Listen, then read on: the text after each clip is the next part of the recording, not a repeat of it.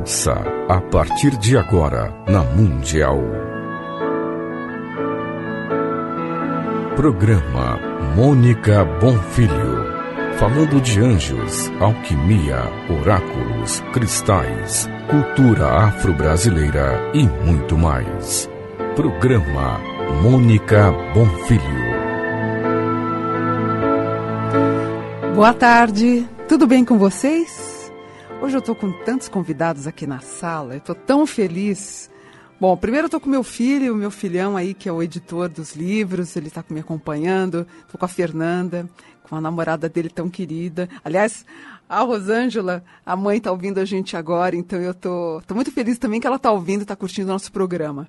E me causou uma surpresa danada, porque é um queridíssimo amigo de anos, de mais de 20 e poucos anos.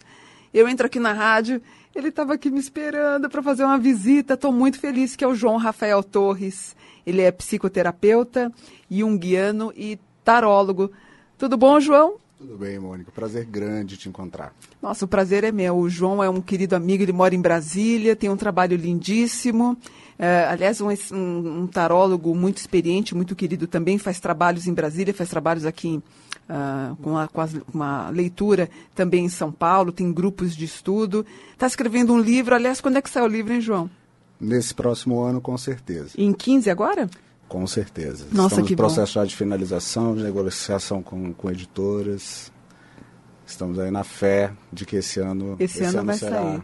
O João tem um conhecimento muito vasto sobre todos os temas espiritualistas. Ele tem um desenvolvimento muito interessante também com a religião afro-brasileira em Brasília, né, João? Exato. Que é uma área assim, que ele adora, que ele gosta muito e dedica de corpo e alma. E é isso, né, João? Vamos em frente, publicando o livro.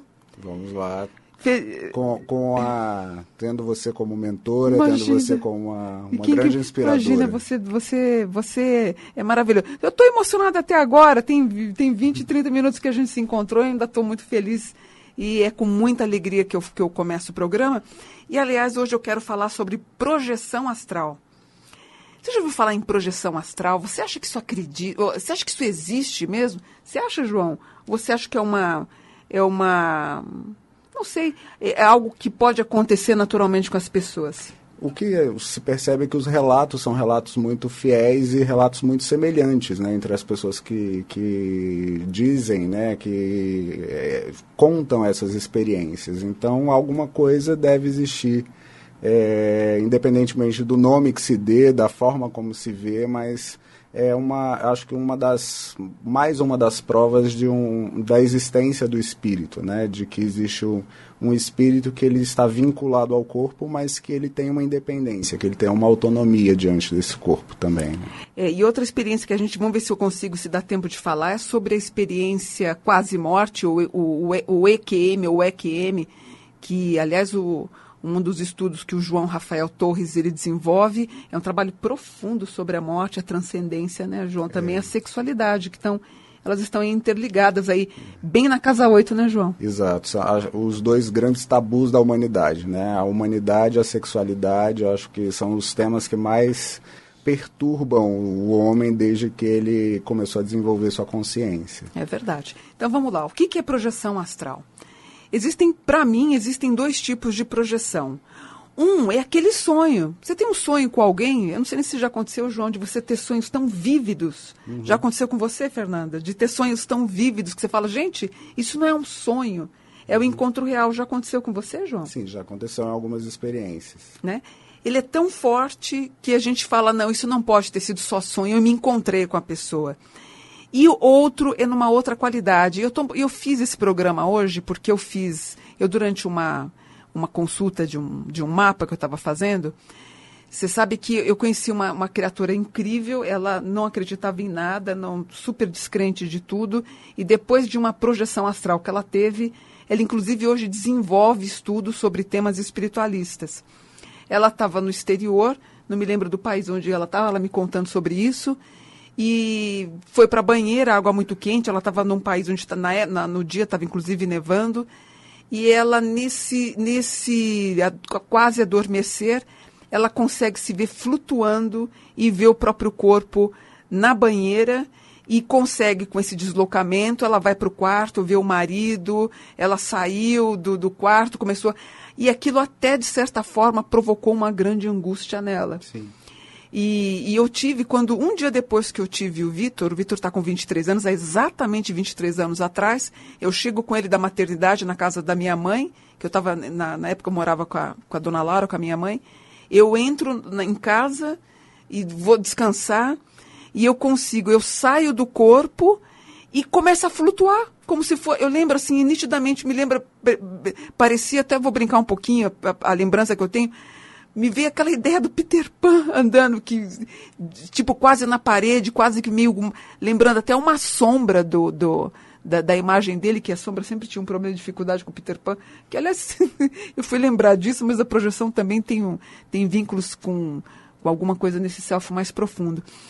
E eu me vi andando, flutuando na sala, depois no quarto da minha mãe, depois eu vi o Vitor, isso também me provocou esse tipo de angústia. Por que você acha que esses fenômenos mediúnicos que acontecem, João, provocam, de certa maneira, essa angústia? Por que dá tanto medo? Talvez porque as pessoas passem a se dar conta de uma forma mais experiencial, né? De uma forma mais palpável, com esse limite, com essa fronteira, né? Com algo que está além daquilo que os olhos conseguem ver, que as mãos conseguem tocar. E acredito que depois de uma experiência dessa, o indivíduo ele não fica mais como era antes, né? Ele vai, de alguma forma, acessando esse conteúdo, ele vai ter novas inquietações, ele vai ter novos questionamentos que até então ele não se preocupava, não se atinha, né? E você sabe, João, que até o astrônomo alemão, o Kepler, que viveu entre 1571 a 1630, ele relata que ele teve uma experiência de projeção astral e foi por esse motivo que ele conseguiu decifrar o movimento dos planetas. Então ele diz que se viu fora do corpo e ele começa a entender todo esse mecanismo. Quer dizer, é algo bem curioso, né? Jung também, aliás, você é terapeuta junguiano, né? Sim. Então ele conta relatos sobre o Kepler, por exemplo, ele narrou nos seus livros a história de ter viajado até para a Lua. E essa descrição foi tão perfeita da superfície lunar, que ele descreve numa das passagens nos livros dele, e séculos depois a gente teve a experiência de ter realmente a certeza do que ele viu poderia ter sido real. Jung, ele foi mais além. Ele foi ele trafegou por esse terreno e ele descreve sobre fatos estranhos que poderiam ter ocorrido em sua casa.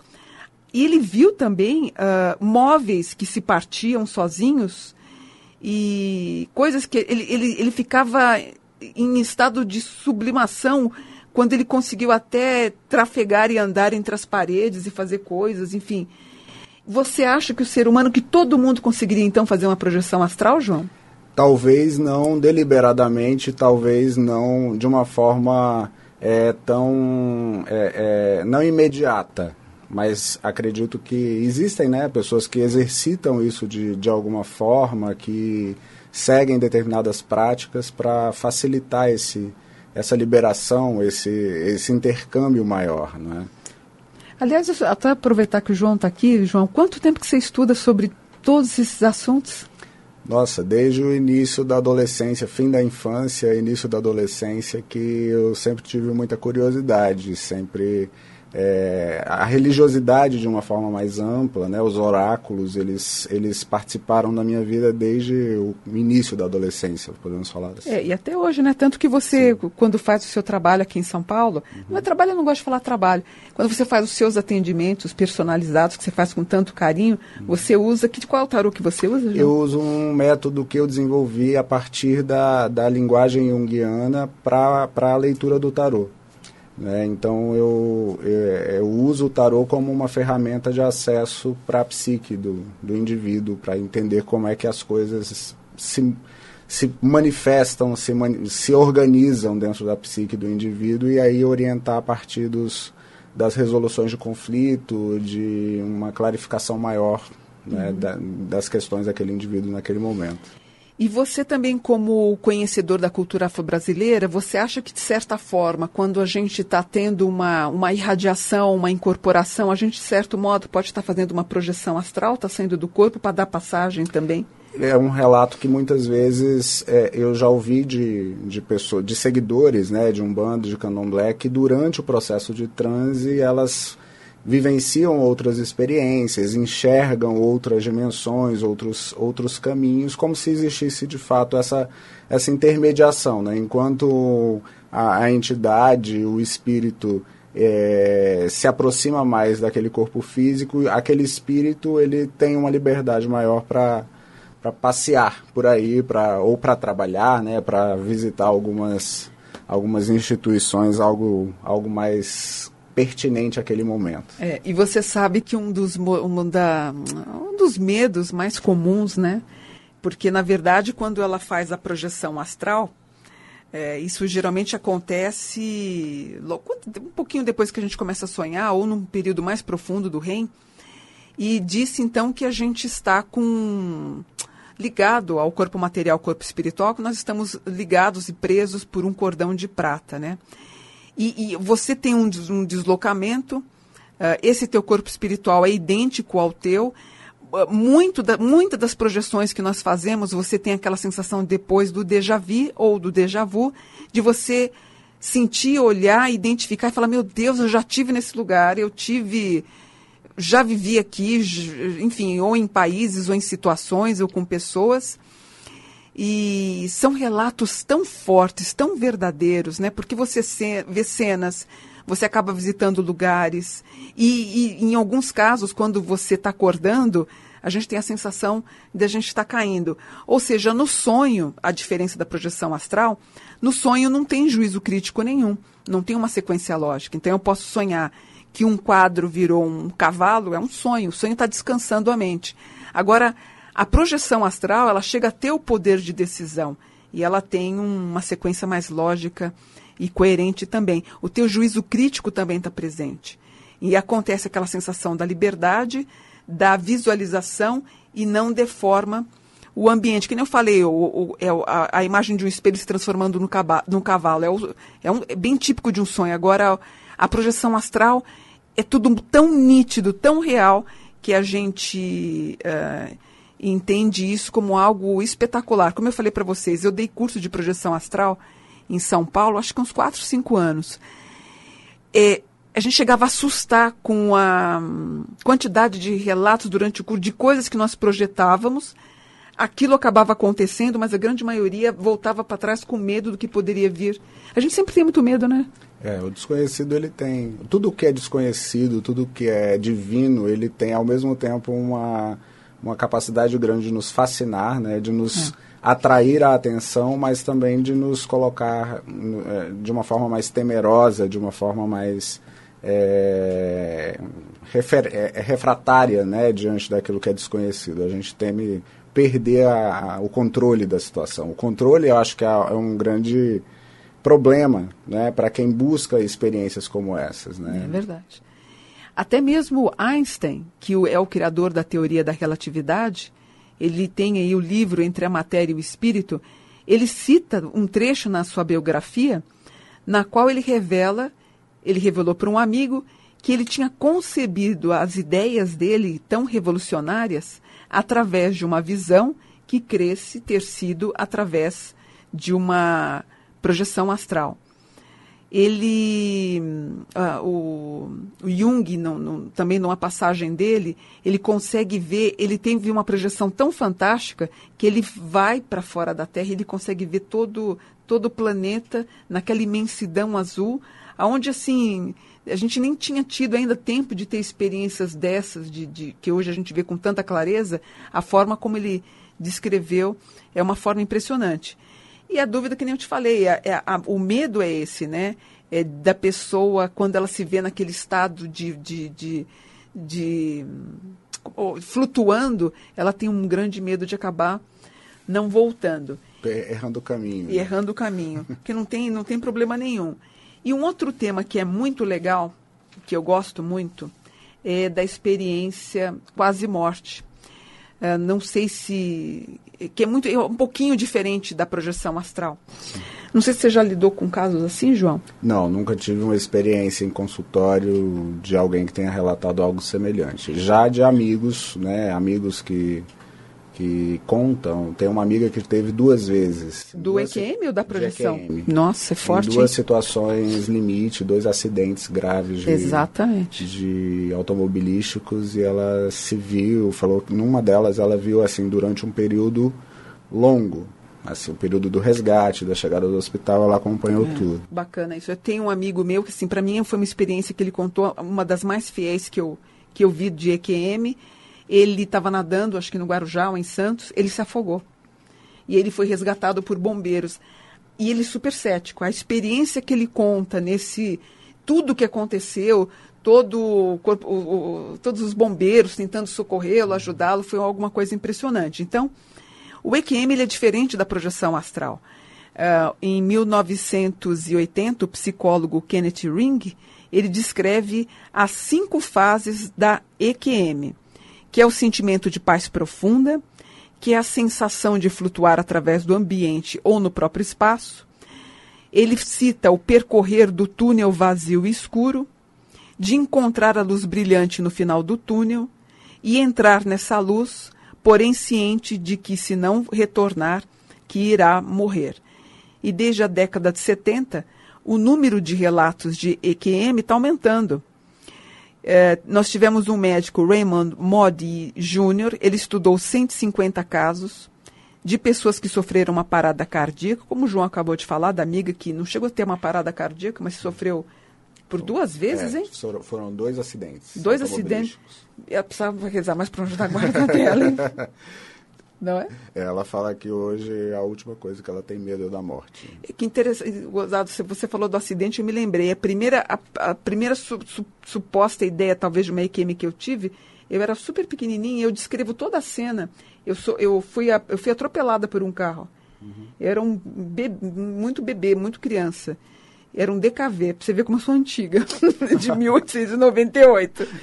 E eu fui atropelada, bati a cabeça, fui parar no hospital.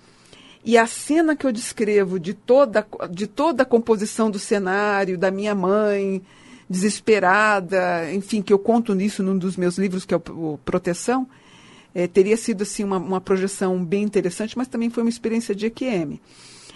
E nesse caso, esse médico, ele estudou 150 casos, e essas pessoas, elas teriam passado por paradas cardíacas, teriam morrido, e depois elas ressuscitaram.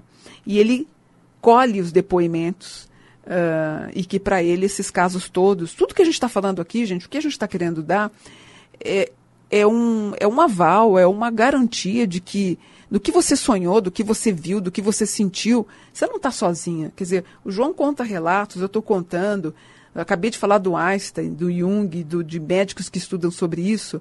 Eu acho que é muito mais. Uma das coisas que eu prezo e eu falo muito no programa, eu acho o caminho da espiritualidade é uma vertente tão inteligente. Eu não gosto dela sendo corrompida. Sim. Eu não gosto quando ela é medíocre. Eu já falei isso em várias entrevistas que eu dei. Eu acho que é um estudo muito inteligente para você deixar... Não jogue pérolas aos porcos, né? Ele é muito linda, a espiritualidade, todo esse conteúdo místico, mágico, em todas as religiões também. O conteúdo brasileiro é uma das minhas paixões.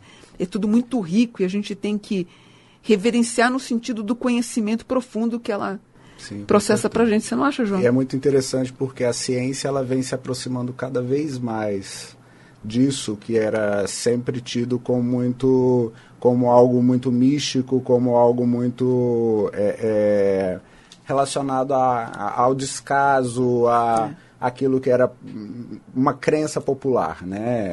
Cada vez mais a ciência ela se aproxima e ela chega a resultados sobre isso. É interessante você falar isso. Você sabe que nas minhas consultas no Skype, que eu faço do mapa astral, e eu utilizo o tarot também, a maioria da minha clientela é de médicos. Sim. E é interessante. Outra coisa curiosa também, homens, a maioria dos meus clientes são homens, os médicos estão assim, eu não sei se foi porque uma começou a indicar a outra, acabou criando uma corrente de amigos nesse sentido. E por isso que eu falo, quando você fala que a ciência ela está de mãos dadas com a espiritualidade, são pessoas que gostam e estudam também sobre o tema. João, tem gente que não acredita, diz que isso tudo é bobagem, que a projeção astral não é nada, que a EQM também não é nada, que não passa de uma alucinação hipnagógica. O que você acha disso? Que não passa de uma alucinação? Como é que você vê como...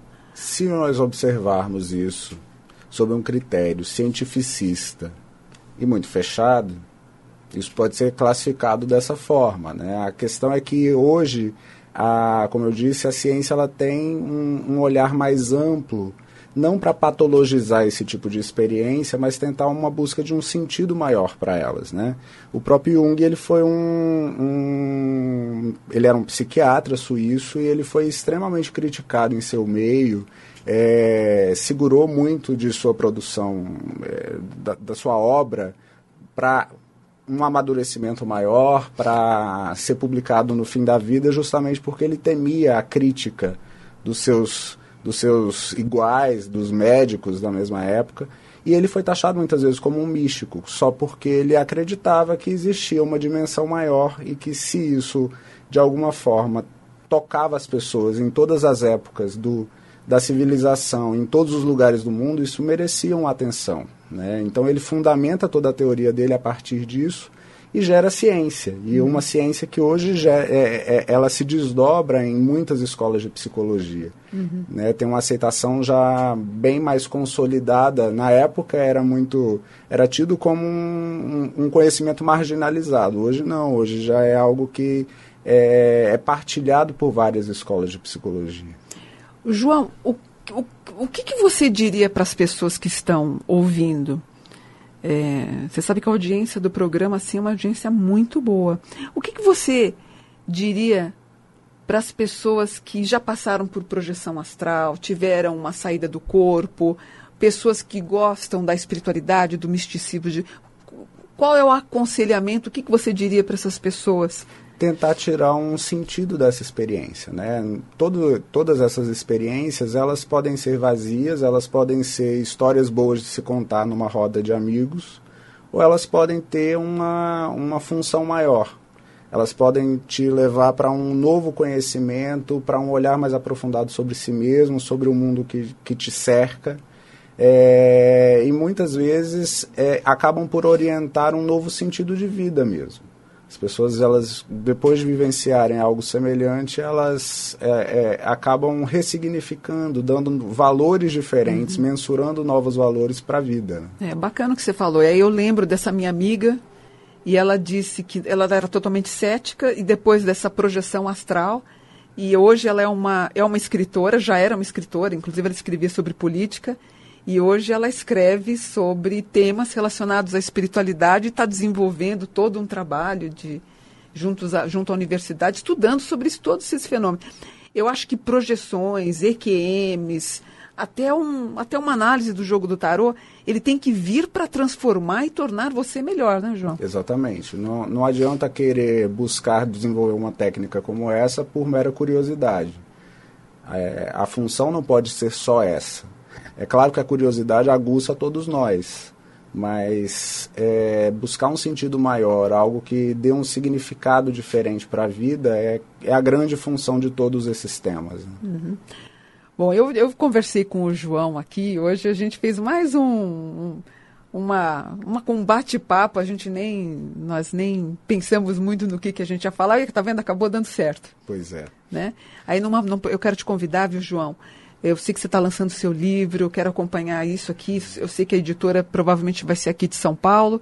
Muito sucesso para você. Muito obrigado. Que você continue essa pessoa inteligentíssima, encantadora, muito preocupada em aperfeiçoar cada dia mais o seu conhecimento e passar isso para todo mundo. As pessoas respeitam e gostam muito do João. O João é um amigo de muitos anos, faz um trabalho fantástico em Brasília. Eventualmente sempre você está em São Paulo. Sim. Também. Quando ele estiver, na próxima vez que ele estiver em São Paulo, a gente vai fazer um programa. Eu quero ver se eu faço 2 programas com ele, já vamos deixar gravado, para explorar um pouquinho mais do conhecimento do João. Obrigada, viu, João? Que isso, é um prazer estar aqui novamente com vocês. E sempre, conte comigo sempre para para aquilo que eu puder ajudar. Estou aqui com você e com seus ouvintes. Obrigada.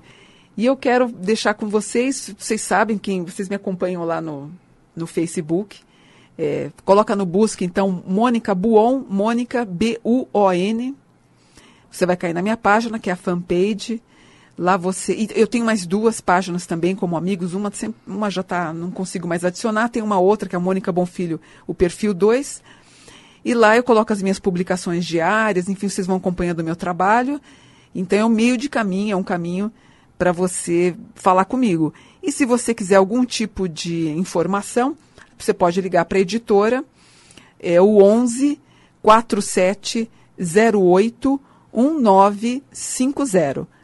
Liga lá na editora, 4708 1950. Eu vou deixando o meu abraço grande, votos de um bom domingo, de uma boa semana, um beijo no coração de vocês, obrigada pela participação, Vitor, Fernanda, João, um beijo para todo mundo, namastê e até domingo que vem, se Deus quiser. Um beijo, obrigada.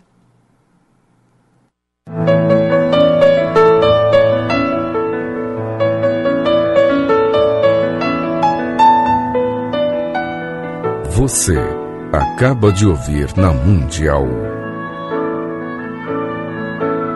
Programa Mônica Bonfilho. Anjos, alquimia, oráculos, cristais, cultura afro-brasileira.